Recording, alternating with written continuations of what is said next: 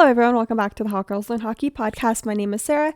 If you're new here, this is a show where we talk about all things hockey, the what to knows, the who to knows, and everything in between. And today's episode, in honor of the Olympics next month, Winter Olympics if you didn't know, I'm going to be talking about the Miracle on Ice game, which was Team USA versus Team Soviet Union. Back in the 1980 Winter Olympics. Now, this game is a very famous one in hockey history, not only because of the history between the two countries that, were playing against each other in the game, but also just the tale of resilience, and it really is a tale of a bunch of underdogs coming through and coming on top. So that is what we're going to be talking about today. I don't want to waste too much time with the intro, but just wanted to talk about a little bit of heated rivalry and a little bit about hockey. So we'll do the heated rivalry stuff, get out of the way for people who just want to get into me talking about like actual hockey. If you haven't already watched it, I did do an episode with the Hockey Princess, on her show. I was the guest on it, and we talked all things heated rivalry, game changers, a little bit of off campus. So definitely go and listen to or watch that if you haven't already. We yapped so long, it was crazy. Also, Golden Globes just happened, and the boys looked amazing. I've been on a really big Francois Arnaud. I hope that's how you say his first and last name. I know it's French. I've been on a really big kick watching his shit lately, and he was just on is either the Today Show, Good Morning America. I think he was on the Today Show, and then Connor was on Good Morning America. One of the two. Either flip flop or switch it around or turn it upside down. Either one. And oh my god, he is just such a handsome man. Like, all the guys are like very handsome that are in the show, Robbie, Connor, Hudson, Francois, even the guy who played Sasha. I watched a TikTok from him, and when he's not butchering his Russian, he's really funny and very handsome man. Love. And yeah, so that's all I want to talk about for heated rivalry. I got that out of the way. I just needed to gush about how much I love them. And then also on hockey side, I need Sharks to just hold on. They're still in a playoff spot. I need them to hold on. We got our asses handed to us by Vegas. Hold strong, guys. We got this. But yeah, okay, let's get into the episode. I don't have the Sharks cup, but I do have a nice little Sauvignon Blanc in my wine thermos, and then my Stanley with some water off to the side. So let's just get into the Miracle on Ice, everybody. Cheers. Okay, so where even to begin? Let's just set the time, place, location, etc. So the time, it's the Winter Olympics, specifically the 1980 Winter Olympics in Lake Placid, New York. This game in particular was played on February 22nd of 1980, and it was between Team USA and Team USSR/Soviet Union. A lot of people, I've seen it been called two things. I'm gonna refer to it as Soviet Union. It's what we now know as Russia, but then that's just a whole history lesson that I don't have time to get into today over why it was Soviet Union and why it's not Russia, whatever. So I'm gonna call it's the Soviet Union, or call them Soviets, because that is what they refer to in this time frame. Get it? Got it? Good. Also, a very brief disclaimer, and also, no, not disclaimer, I guess, but something to remember going into this. I am American, born and raised here in America, so I tend to butcher names that are non-American, like Swedish, Finnish, Russian, Spanish, French. I'm not that good with pronunciation, so like I mentioned, this is a game between USA, and the Soviet Union. Soviet Union has players on it, duh, with names that I'm going to try my hardest to pronounce correctly, but please do not fucking roast me for this. I am just a girl and I'm trying my best, and I mean no disrespect. If I butcher anyone's name, yeah, okay, good. Please don't come after me with the pitchforks. Okay, yeah, okay, thank you. And that's it for that. Okay, let's get back into the episode. So going into these Winter Olympics, like the months leading up to it, the Soviet Union was very heavily favored to win gold at this specific year's Olympics, if only not for the fact that they have won the past 4 Olympics before this. They won gold in each one, so they were a very dominant presence and very dominant figure in hockey at this point in time, on like a competition international level. So they were the ones that were heavily favored to win going into this, and USA was just kind of like, you know, maybe if we place sick, if not, then oh well. I mean, we probably tried our best. So you got to remember going into this that America was the underdogs going into the Olympics. So I want to go first into some key figures / just some figures of each of the teams that were playing in this specific game. So I'll start with the Soviet Union. So the head coach for the Soviet Union, his name is Viktor Tikhonov. And then some, you know, notable players that I may or may not mention when I'm describing the game itself are, okay, remember what I said earlier, Boris Mikhailov, who is a right winger and he was captain of the team, Vladislav Chatiak, who was their starting goalie, their main goalie, Valery Kharlamov, he was a left winger, Vyacheslav Vetisov, who was a defenseman, Vladimir Krutov, who was a left winger, and Sergei Makarov, who was a right winger.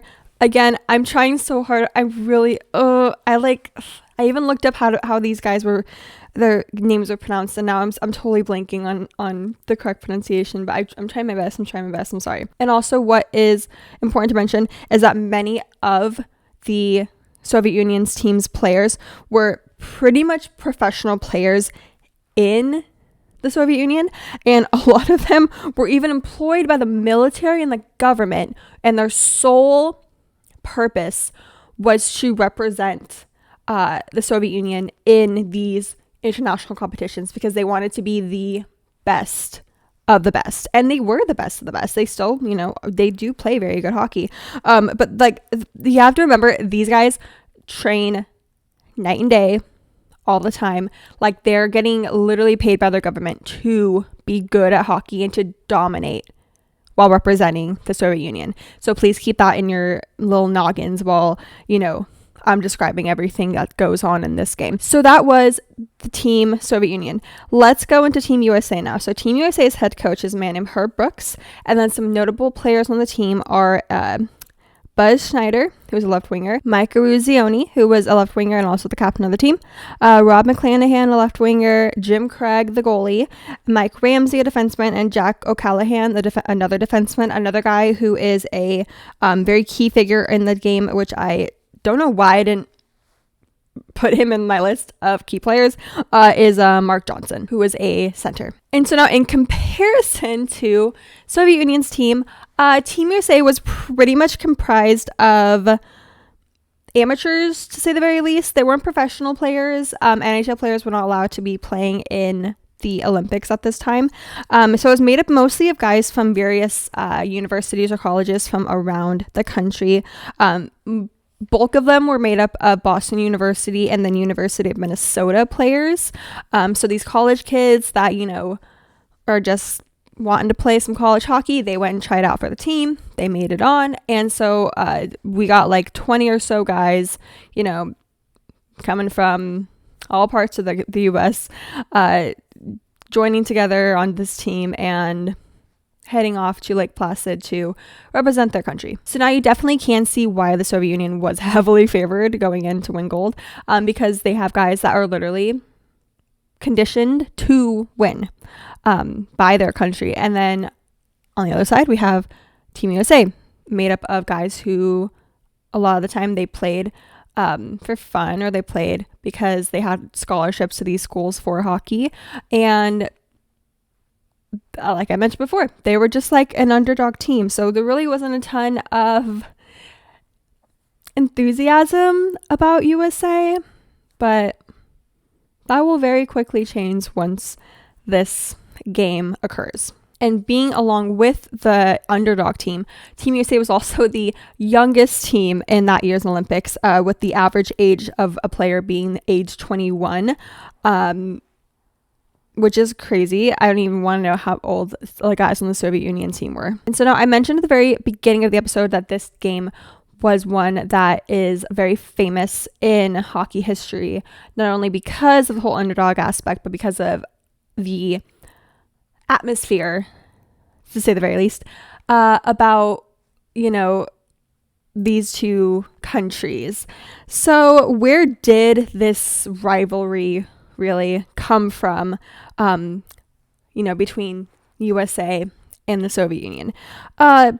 Main and also biggest answer, I would say, is stemmed really from the Cold War, which is a period of time, especially in the 1960s, 50s, 70s, and also led into the 80s as well, where it was pretty much like an arms race between the two countries, where either one of them was poised to attack the other and start, another war.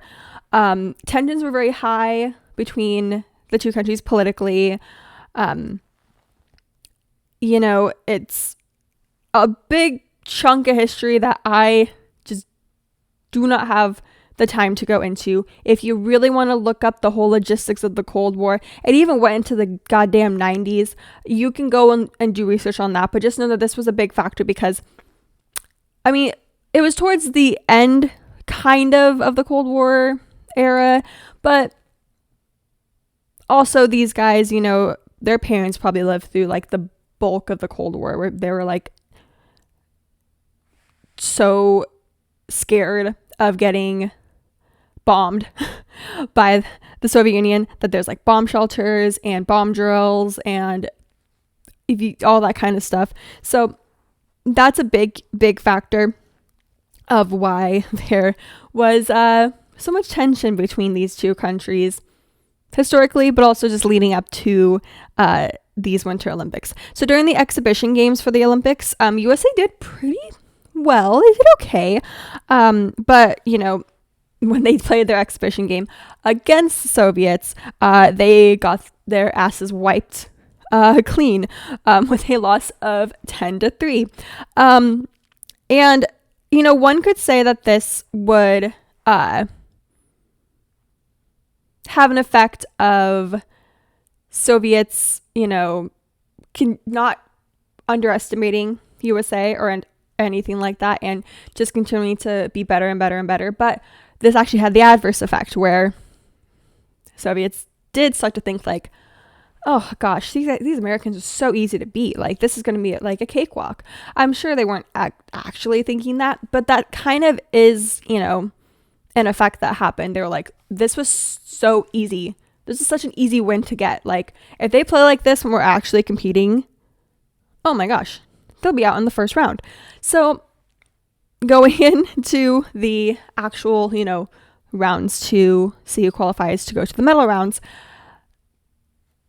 America, in the eyes of the Soviet Union, which is a very small speck of dust that they just had to quickly wipe off their shoulders in order to get to the podium to get their gold medal.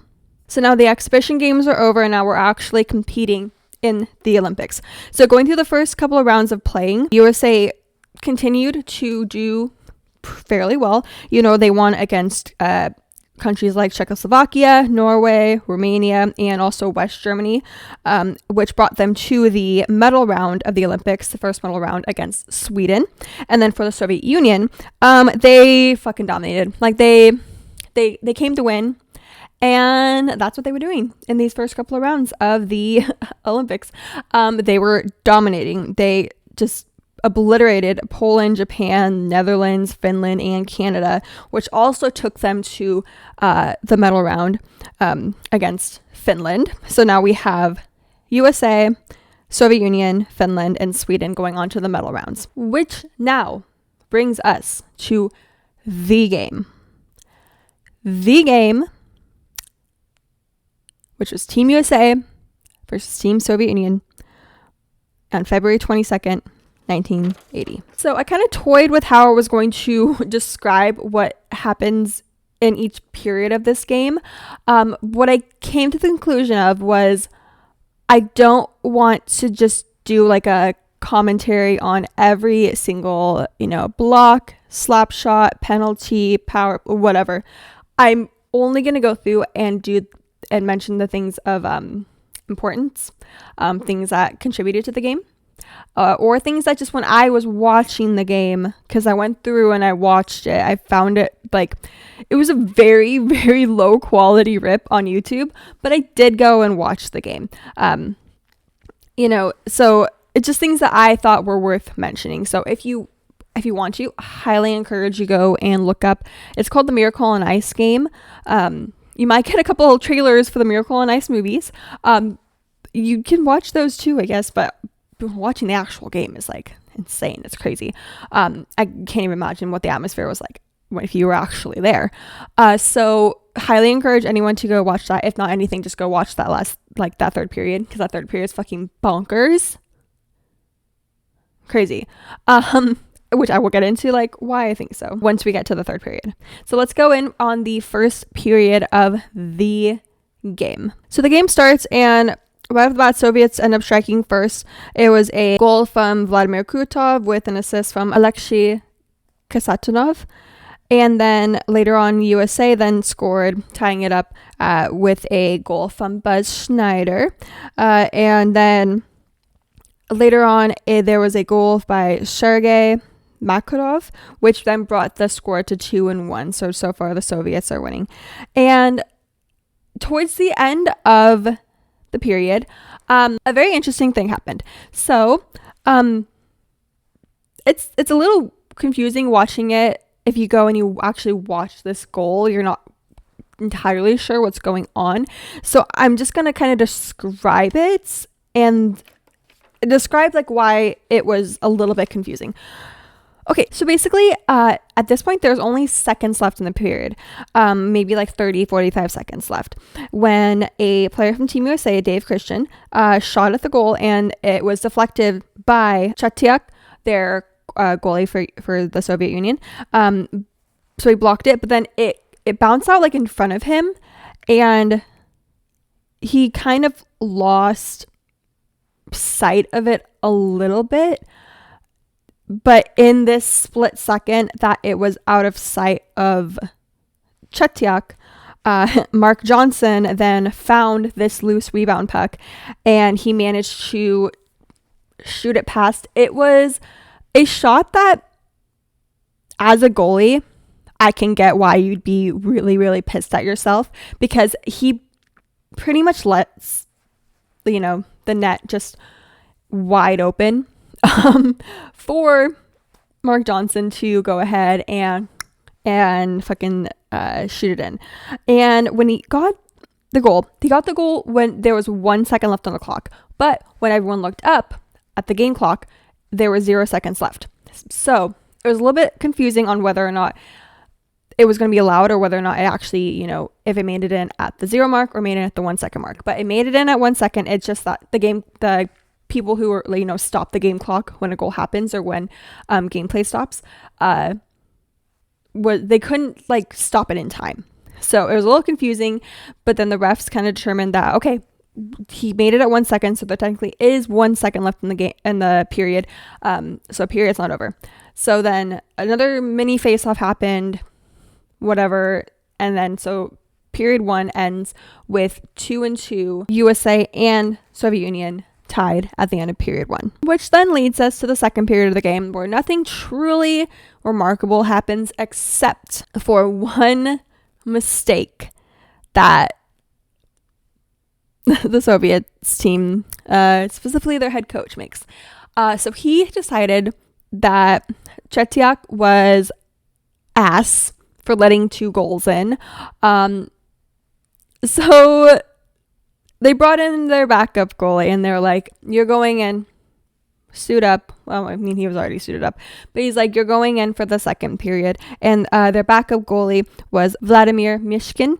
And this choice that Tikhonov, the head coach of the Soviets team, made would come back to bite him in the ass. And he even admits that. He, like, years later, he's like, that's probably one of the worst choices that I could have made, was pulling Tretiak and putting in our backup goalie, because inevitably, we all know how this ends. It does not bode well for the Soviets. And then, so like I said, nothing truly remarkable except for that fact that the starting goalie was pulled out and the backup was put in, happened during this period. And the Soviets did score early in the period, but that really was the only time that anyone scored. So second period ends at 3-2. Okay, all right. I kind of rushed through that one because I wanted to get to the third period. The third period is where shit goes crazy, in a good way. So let's lock in. I'm gonna take another big sip of my wine and let's fucking lock in its third fucking period. We're ending this either in a win or a tie. Let's go. So 7 minutes into the third period, a Soviet Union player got a penalty, giving the USA a power play, in which they scored a power play goal, literally right as there was seconds left in the power play, which brought them to tie up with Russia 3-3.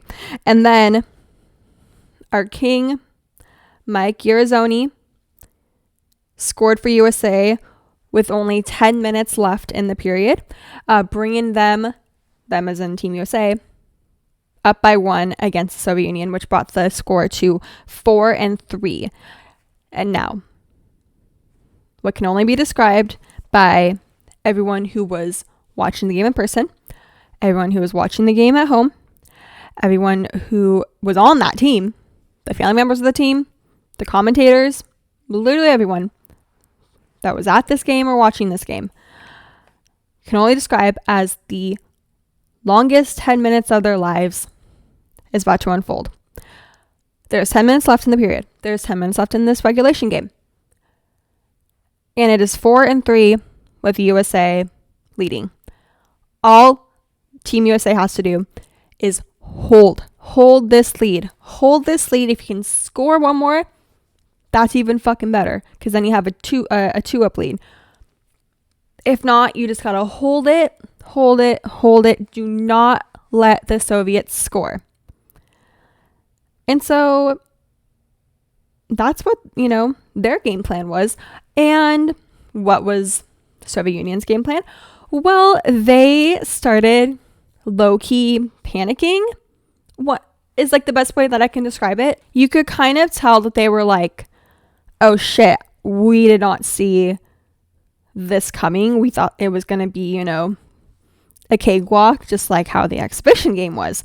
But no, Americans did not come to play. So at this point, the Soviets are shooting any chance that they have at Jim Craig, and they're making lots of shots on goal, but there's only what I can describe as very sloppy shots, and they were doing them very wildly and rapidly, just literally just trying to get anything in, because they needed to either tie it up or get the lead. But they, in their minds, are like, we cannot let Team USA win. And the USA just being in the lead really just set a fire under their asses. So they, like I said, were what I can only describe as panic playing at this point. And at the same time, USA is trying to hold their lead, and instead of upping their defense playing a lot, they really just stuck to what they had been doing, which is very strategic offense playing. While all the while Herb Brooks just on the bench just telling them, play your game, and that's all you can do, play your game. And now there is only minutes left in this final period. And one would think that the Soviets would then take this opportunity to, pull their goalie and get an extra guy out on the ice and do a good old pull the goalie. But they did not, which surprised a lot of people. But their coach even said that, like, we never do that. Like, that's just not a strategy that we like to utilize. We will never, do like 6-on-5. We will always have someone in our net, in our crease. Which, maybe if they did, this would have had a different outcome. You never know. I guess we will never know because we don't have a time machine. But it obviously didn't pay off, in this game specifically. Now it is the final seconds of the period. We're down to 10, 9, 8, 7, 6, 5, 4, 3, 2, and 1. And just like ABC sportscaster Al Michael said best at the very end of this period, do you believe in miracles? Yes, because Team USA wins with a score of 4-3 against the Soviet Union.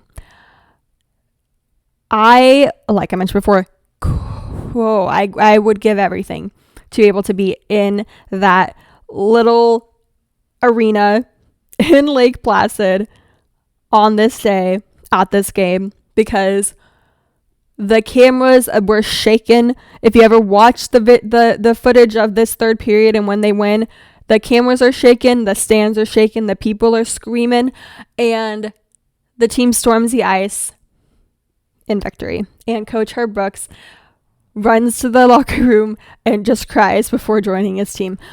It was insane.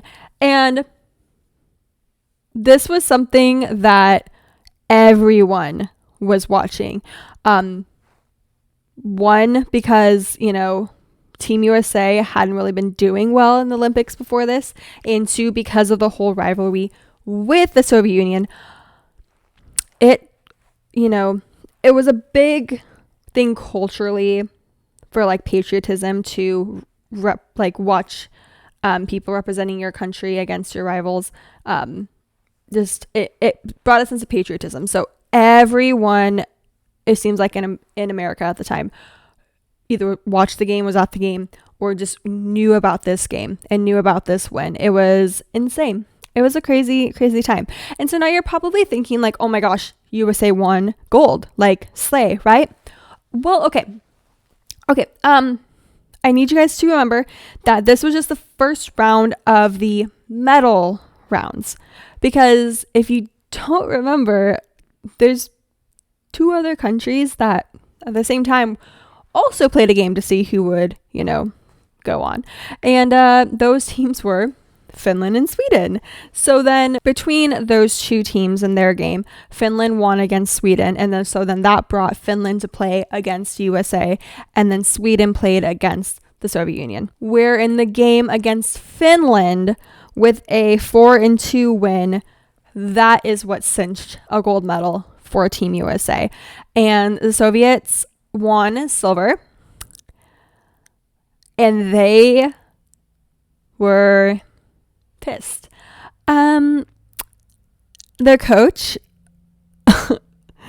was not very happy. He blamed everyone on the team, specifically his starting line and his goalie. And yeah. But Team USA was doing great. They got a gold medal. This game goes down in history. The arena that the game was played at is still in Lake Placid. There's a bunch of memorabilia from this specific game. Jim Craig's fucking goalie pads are like in a glass display. I don't know if they're there at the Hockey Hall of Fame. I'm assuming they're at this place because it would be weird if there's anywhere else but there. And the cultural impact of this game was felt all over the country. Like I mentioned, there was a made-for-TV movie made about the Miracle on Ice game, as well as Disney making a Miracle on Ice game where, oh my gosh, what's his name?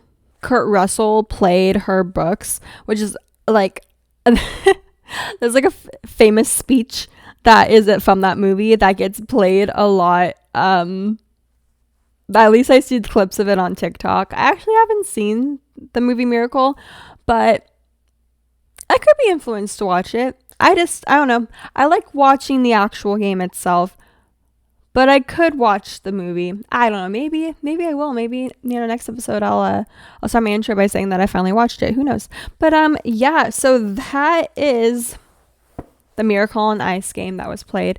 Team USA versus the Soviet Union, where USA came out on top and won gold for the 1980 Olympics.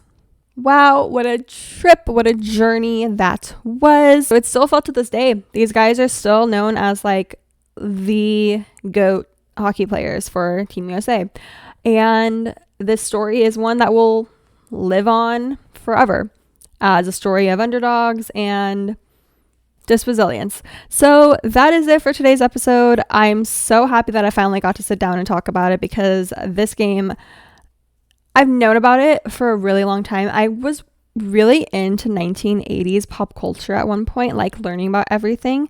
And I knew of this game. I just didn't know exactly, the players behind it or the history behind it or exactly, how the game played out. So I was so happy to actually go in and do research and look and see exactly how like all the mechanics of this game came about and see exactly how USA came on top.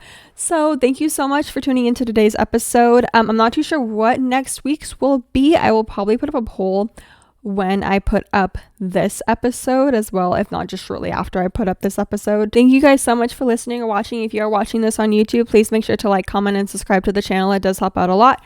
If you're listening to this on Spotify, please make sure to give the show a good rating. If you would like, you can always follow the show's Instagram page. It is at Hot Girls Learn Hockey, or my TikTok page, which is at HGLH Pod. Thank you so much. I love you guys, and I'll see you next time. Bye.